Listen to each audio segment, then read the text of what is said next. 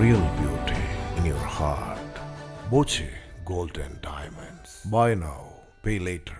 ബലിപെരുന്നാളിന് മുന്നോടിയായി കന്നുകാലി വിപണി ഉണർന്നു. കോവിഡിന് ശേഷം ആദ്യമായി എടക്കര കാലിച്ചന്തയിൽ വൻ മുന്നേറ്റം. ജില്ലയിലെ ഏറ്റവും വലിയ കാലിച്ചന്തയായ എടക്കരയിൽ ബലിപെരുന്നാളിന് മുമ്പുള്ള കച്ചവടത്തിൽ 2000-ലധികം കാലികളെയാണ് ശനിയാഴ്ച വിൽപ്പന നടത്തിയത്. ആന്ധ്ര, കർണാടക, തമിഴ്നാട് എന്നീ സംസ്ഥാനങ്ങളിൽ നിന്നും പോത്ത്, എരുമ, കാള, കറവപ്പശു എന്നിവയടക്കം വിൽപ്പനയ്ക്ക് എത്തിയിരുന്നു. ജില്ലയിലെ മറ്റു ചന്തകളെ അപേക്ഷിച്ച് വൻ വിലക്കുറവിലാണ് ശനിയാഴ്ച അറവുമാടുകളെ അടക്കം വിറ്റുപോയത്.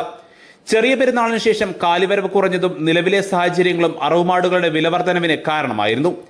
ഇതേ തുടർന്ന് മാർക്കറ്റിൽ പോത്തിറച്ചിക്ക് മിക്കയിടങ്ങളിലും കച്ചവടക്കാർ വില വർദ്ധിപ്പിക്കുകയും ചെയ്തിരുന്നു.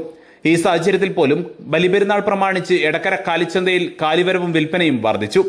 ഹൈദരാബാദിൽ നടക്കം വലിയ കാളക്കൂറ്റന്മാർ ശനിയാഴ്ച എടക്കരയിലെ കാലിച്ചന്തയിൽ വിൽപ്പനയ്ക്ക് എത്തിയിരുന്നു. ഇതിനു പുറമെ പ്രാദേശികമായി വളർത്തുന്ന അറവുമാടുകളും കറവപ്പശുക്കളും ആടുകളും വൻതോതിൽ വിൽപ്പനയ്ക്ക് എത്തിയിരുന്നു. ആന്ധ്ര, കർണാടക സംസ്ഥാനങ്ങളിൽ നിന്നും കാലികളെ തമിഴ്നാട്ടിലെത്തിച്ച് പാലക്കാട് വാളയാർ ചെക്ക് പോസ്റ്റ് വഴി ചുറ്റിവളഞ്ഞാണ് കേരളത്തിലെ വിവിധ കാലിച്ചന്തകളിൽ എത്തിക്കുന്നത്. വാഹനക്കൂലി കൂടുന്നതിനാൽ കാലികൾക്ക് നേരിയ വിലവർധനവ് നേരിടുന്നുമുണ്ട്. മുമ്പ് നാടുകാണിച്ചുരം വഴിയായിരുന്നു അന്യസംസ്ഥാനങ്ങളിൽ നിന്നും ജില്ലയിലെ കാലിച്ചന്തകളിലേക്ക് അറവുമാടുകളെ അടക്കം എത്തിച്ചിരുന്നത്. എന്നാൽ വർഷങ്ങൾക്ക് മുമ്പ് ഈ റൂട്ടിലൂടെയുള്ള കാലിവരവ് തമിഴ്നാട്, കർണാടക സർക്കാരുകൾ നിർത്തലാക്കിയിരുന്നു. ഇതോടെയാണ് കാലികൾക്ക് വില കൂടുതൽ നേരിട്ടത്.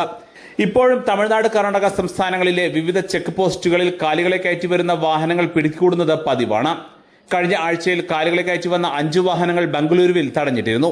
ഉദ്യോഗസ്ഥർക്ക് വൻതുക കൈക്കൂലി നൽകിയാണ് വ്യാപാരികൾ ഈ വാഹനങ്ങൾ പിന്നീട് കേരളത്തിലേക്ക് എത്തിക്കുന്നത്.